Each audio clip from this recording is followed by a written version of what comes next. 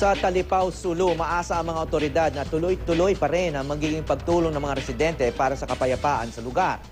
Ito ay sa kabila ng naganap na pananambang ng Abu Sayyaf noong Lunes sa mga inosenteng sibilyan.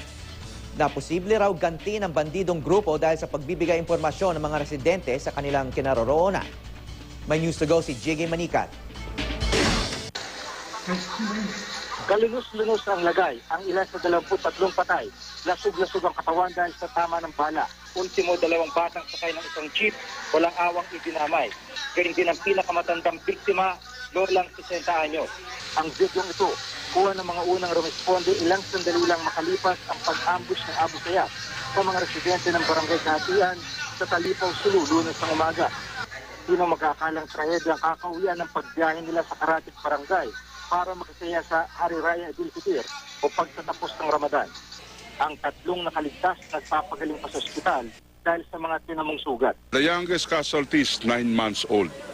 Ang isang matinong tao, miski nakalong galit niya, hindi niya maiisip bumarel kung may kasamang 9-month-old na bata. Pero lalong kahindi-hindi kung isipin ang hininalang motibo sa pagbaril sa mga walang kalaban-labang sibilyan. Parang pinagdiskitahan itong mga kapatid natin sa labas, yung mga tao sa community, kasi we are strengthening community participation sa barangay level, sa community level, para kahit sa information man lang, magbibigay sila sa local government. Mga residente nga naipit, sila ang pagtulong daw nila para magbigay ng impormasyon tungkol sa aktibidad at lokasyon ng mga bandido ang naglagay pa sa kanila sa panganib.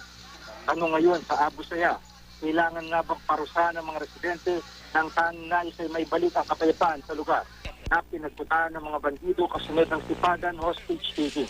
At para sa lokal na pamahalaan, paano naman kaya nito poprotektahan ng mga residente tumutulong na nga sa kanila para masupil ang Abu Sayyaf? Hindi malinaw ang solusyon sa ngayon, pero sabi ng alkalde ng Talipao, ang layunin namin dito basta kapayapaan. So dapat magkakaisa ang mga LGU namin dito, pati yung mga civilians. sa kabila ng dagok sa bayan, umaasang lokal na pamahalang hindi matatapos kundi masiksing pa ang pagtulong sa kanila ng mga residente para sa kapayapaan sa kanilang lugar. Jiggy Manika, GMA News.